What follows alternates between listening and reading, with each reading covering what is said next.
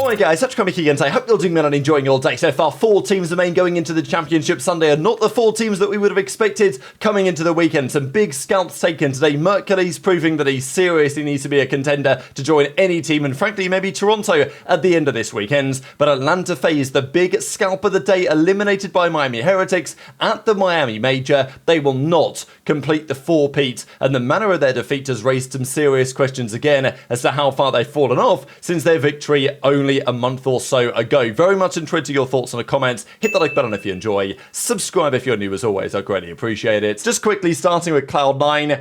They got slammed, obviously yesterday, right? CleanX did say after winning their final game of the day that they'd actually played Cloud9 in a scrim with Mercules. And as soon as they did, they were like, hang on a second, we're actually kind of nasty. And, well, it's proved to be the case so far on the weekend. So clearly Cloud9 got slapped around in whatever scrims that was. As he says, it ain't even GG's anymore. I was out of the tournament in 33 minutes getting 3-0'd by FaZe. So lots to talk about Sib, obviously. Cloud9 are definitely an organisation that will consider selling him if the price is right, if the time is right. Whether, I mean, I saw some of you guys say, oh, OpTic need to come along and drop the bag to get Sib. I mean, first of all, that's going to be challenging to do mid-season, to say the very least. Does Sib solve their problems? No, in my opinion. Does he help where they currently are? Like, would I take Sib in the team over Skyz if I had the choice to do so for free? Then yeah, absolutely, right? I think it would at least give them a bit more firepower. And maybe that's the play for OpTic, because let's be honest here, Toronto this weekend have played good fundamental COD, but they've adapted their style somewhat because they're playing with a player they're not particularly familiar with. They are just running around and playing for kills. Insight is playing at some crazy pace, and that's working for them, right? I wouldn't say Insight's not playing like his normal self, like, because he can play like this, but Toronto have adapted to their situation, and they're playing a style which is slightly different to what their normal style is, but it's still working fantastically well, and maybe OpTic need to have a look at that when they consider where they go from here. Bit of drama, of course, happening in the Challenger side. I mean, look at this venue, man, right? Absolutely brilliant work. It does seem like there's more people in there than I expected there to be, because there was a drama about even getting access to the venue and all this. Seems like that's not too bad, but we did get some interesting results. The Yomit Brooklyn team, of course, this was when Paulek stepped in last minute for Mercules, and I don't think they lasted particularly long in the tournament, which, to be honest, makes it even more impressive what Mercules is doing. Of course, for these guys, it was last minute change, but still, Paul came in, they couldn't make the run. These guys in the end bombed out top 16, right, of Major 3, so makes Mercules look even better, to be honest, with what's currently happening with him going up to the Pro League in the manner that he has done. And let's talk about that first series today. There was an opportunity here for Rokkr to win this. Certainly the game one, they had a chance, but they just put themselves in too much of a massive hole. And again, look, Mercules didn't have the craziest game one by the numbers, but he did make the play that effectively won them the game. I mean, it was this moment here towards the back. Mercules got through, and this is when he made a nice play. Number one, I think he'd already made the play actually by this point, but he still made a great play once he was in the hill. The other thing with Merc as well is that he can run both roles. He can be on the sub, he can be on the AR, he can do either. And I think in many respects, a player in that flex role on Toronto is pretty blessed. I think it shows two things today. Mercules is definitely a talent and hopefully a star of the league for the future, right? Because I mean, look, Thieves have been crushing it. They're on the Championship Sunday. They're the favourites for the tournament. But you remember when Envoy said a few weeks ago that there's not enough talent in challenges and all this? I think Mercules has proved that no, there is talent. It's just these league teams, they just love recycling players, right? I don't want to point the fingers too much at Falcons because I kind of understand why they made their decisions. But if you look back at that Falcons formation and you think, well, you know, Mercules was right there, you know, like when these teams have been making these changes for ARs this season, there have been players that have been right there for the taking, and yet they've not executed on it. Toronto are a team that they might not be perfect in the way that they play, or even, you know, they've clearly messed up something on this whole Beans visa situation. Hopefully they can sort that out. But when it comes to making tricky decisions like this, they tend to always get it right. And I also think that Toronto will likely handle the business part of this very, let's say, in a savvy manner, right? Like, they will not just be letting Mercules walk to another team for free. I'm sure they will play this one quite close to their chest. Their search and destroy is probably improving, to be fair, but it's certainly still a bit of a question mark just because brand new team, you know, no strats, really, you just run around. Rokkr took the game too, but after that, Mercules continued to just absolutely farm, and at the end of this series, it was the Minnesota Rokkr desperately needing points who bow out of the tournament. I mean, I'm not going to lie, Merc is making a serious case to OpTic right now. Not only is he looking like a player that they could potentially sign as an upgrade, but he's also knocked out their rival to qualify for Champs. Like, this guy's doing it all for the Green Wall as of today. It's not over yet for the Rokkr, but the way that they collapsed here will be frustrating for them, because I think this tournament, certainly this series, summed up the best and the worst of that team, and certainly that trio. I mean, I think Kenny has been for this team what I expected him to be, but have the results actually been much better than when they had Paul X? I mean, the results haven't been better. It feels like they're playing better COD, and they're a bit more of a threat now, Rokkr. And look, Toronto went on to make a great run also later in the day, but still, to lose in this way, especially, the Game 4 hardpoint, I think challing Toronto on a Skyline hardpoint was kind of questionable. Like, even without, before Mercules, these guys are disgusting on that map, and Merc has a 1.4 KD on this particular map here. But, it was, again, a real tough series here for Nero. I know that, Kenny had a 0.81, Nero had a 0.85, but on the maps that really were, critical, right? Certainly the hard points that they both lost. Nero with a 0.68 and with a 0.74 in the final map, right? It's not like Estriel had a good final map either, but I think you saw a bit of it this series, the best and the worst in Nero at times, and why Rokkr just continued to fall a little bit short. OpTic, of course, will be happy about the outcome because they stay in that championship qualification position. Rokkr are still 30 points behind, but 30 points is not the end of the world, and it's a gap that could be overturned in the final major cycle. We're going to get back to Toronto, of course, and where they might potentially go from here, but let's do Surge, right? Because, look, they beat FaZe in the first round. They're looking real nice, and I'm so impressed by how this team has continually got better, I think, because I was concerned with Surge that they'd kind of already peaked on some level. Maybe we'd seen the best of them at the previous major. They weren't going to be able to go one step further, and look, maybe they won't. But I think they've shown that they've definitely got what it takes. They, crush Boston in certainly the final map of this series. I thought was incredibly impressive. Because look, Boston aren't bad. Unfortunately, they're in this real no man's land spot. I thought maybe they'd make it to Sunday this tournament. I thought it was on for Boston. But in the end, no, that was not the case. Of course, they got bopped out in both series they played. I mean, they played the same two teams as last major, right? It was the same thing last major. They beat Thieves. They then played Surge in Toronto. This major, they played OpTic, and then they played Surge in Toronto. So unfortunately for Boston, they played the same couple of teams, but still the point stands that Boston are good enough to be top 6, but they're not good enough to go any better than that. Do they need to make a change? Could they get Mercules? I mean, sure, but I think with Boston, the resources they've got, they won't be too dissatisfied with where they presently are, but of course it's not good enough to be a serious contender. Surge do look like a serious contender.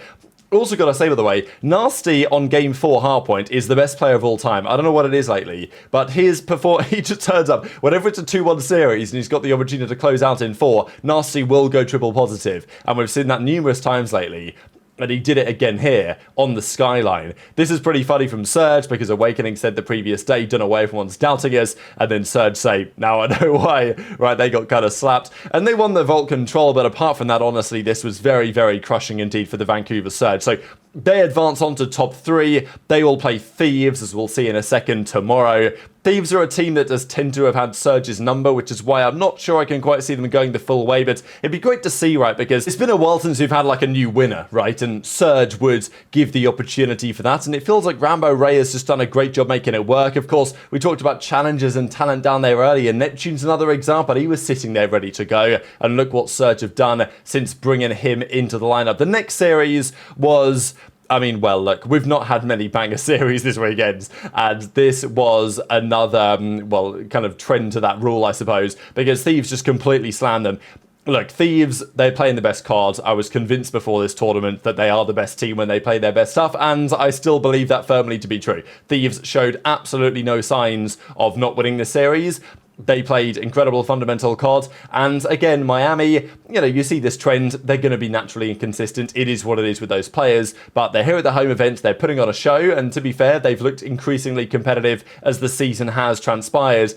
But this almost looked at times like a bit of a practice series for Thieves. I mean, we've got HyDra dropping teabags during the search and destroy. They go up 5-0. He gets the kill. I mean, he kind of world stars. The final guy here as well in Metals pops a little teabag. We had some body shots on the final map of the series, where we even saw this here from Scrappy. You guys can see how mid-map he picks up the keyboard and starts typing. So, I mean, you guys might be able to decipher. If you really want to go frame by frame exactly what he might have said here, you could probably look at the pixels to decipher exactly what letters he might have been typing. But yeah, he could only add a few words to say for the Heretics boys. He's beefed the Spanish scene before, so, you know, maybe he's going to do so again. And this was the control, of course, what they won, and they were shooting bodies and everything. So Thieves are full of confidence, and for very good reason indeed, and they'll advance to the championship Sunday as the clear favourites to win the entire thing. But from here, they kind of have to win it, right, given the way that they've looked so far. 1.33 for Ghosty, 1.38 for Scrap, and honestly, you've got to tip the teamwork on Miami, because a 0.83, 0.82, 0.82, 0.82, you're not going to see that every day. So incredible consistency. We talk about Miami's inconsistency. Wow, that was impressive.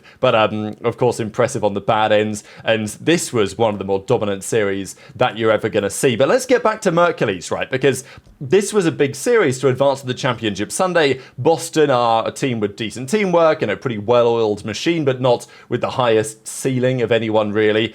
But Mercules comes out and drops more banger games. I think that's what's impressive, right? Merc has not come through here and, you know, dropped 0.8s, 0.9s, and they're winning. He's filling a gap. He's also contributing very heavily. And I think, look, Toronto as a team, as an org, as a set of players, deserve huge credit that this is even possible. For a player to step in and feel so comfortable in the team, and they've made him so comfortable in the team, that he can fry and be let off the leash, and they're able to make that happen. Like, I think there's very, very few teams that would be able to do with Merc what Toronto have done with him. And that is a credit to their coaching staff, especially, I think, to Insight and CleanX. That duo every year puts something together. JoeDeceives, of course, is just so good, but Insight has really been turning up, and I think that's the scary thing for the opposition for the rest of the weekend, is that Insight seems to be playing with a bit more freedom now that it's like, well, okay, Beans isn't here, we're just kind of making it work with Merc, let's just see what happens. And Insight's been playing faster and has been absolutely frying, and it's pretty scary for the opposition that he's getting to those kind of like Cold War Insight levels. I know that people were saying, oh, they should be dropping Insight for Mercules. I think that would, there's no way they're going to do that. Maybe in the off-season in a hypothetical world, but mid-season that was never an option. Certainly not an option now. But as Octane says, maybe they have some thinking to do about Mercules Toronto, where they go after this tournament, right? Because especially if they go all the way, they make the finals, I mean, who knows? Maybe they win the whole thing. But, you know, whatever happens, even if they bomb out top 4 in the ends, still a very impressive result, given that Mercules stepped in last minute. They feel like with Beans, they probably would have won the entire thing. Obviously, they are going to think that. But, I mean, even the way that they won this game 4 here was just so dominant. Very, very impressive indeed. And JoeDeceives, of course, was given the crybaby cheese to Boston, because you guys remember online when they 3-0'd them and there was the internet drama. Clearly, Toronto are saying, look, in a LAN environment, there's absolutely no debate on who's the best team in this scenario. But Mercules guarantees a 4th place finish at his debut LAN event. He has turned heads, he will continue to turn heads, and as he says, the teammates are everything, couldn't have asked for a better group of guys to play with, but certainly he has been grabbing some of the headlines. Beans has his questions on where he goes from here, but the big debate is, okay, if Beans comes back in, then Mercules has got to go somewhere, or if Mercules was to stay, hypothetically, then Beans would have to go somewhere, and that's certainly a serious conversation, right? And finally, a banger series right to close out. So long since I've even had a game 5 on LAN, and Miami versus FaZe was the one to deliver. After Miami got destroyed by Thieves, I was certainly thinking FaZe would probably make the losers bracket run, but Miami, this is such that the team that they are not immune from getting results like this. And after the game 1, it was straight back to reality for FaZe. The struggles they've had in certainly their hardpoint in recent times put them under the cosh again. And look, they nearly got 100-point clubbed game 1 by Miami. Miami deserve loads of credit, but it's been such a strange stage for FaZe. Sometimes they still look like the best team. And occasionally, well actually a lot of the time, they look really suboptimal, right? And to end this tournament not even making the Sunday, I mean, how often do FaZe not make Sundays?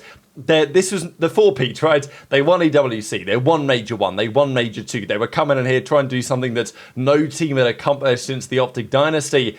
And it's of all teams, Miami Heretics, again, that knock them out of the tournament. What a result for Miami. Huge for them as well. I mean, this basically locks them up to the World Championship. There is no doubt about that. Top 3 at the first major, top 4 bare minimum.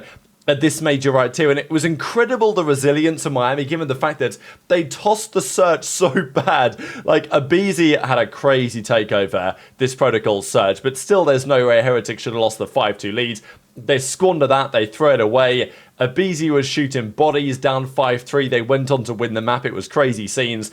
And then they won the control as well. And it's like, okay, well, here we go. FaZe are going to win. They're going to roll on to Sunday like they always do. But no, again, the Hacienda hardpoint proves to be their downfall, right? And it does also put a little bit the OpTic series into a bit more context, because yes, OpTic lost to FaZe, and they lost to FaZe, it was 3-0, but a couple of that were kind of close. But now you look at this series and you're like, FaZe were there for the take in this tournament. They've been there for the take in this entire stage, and they lost to Surge in the first round. They've now bombed out to Miami Heretics, and look, it was a game 5, but again, both of these hardpoints were not especially close.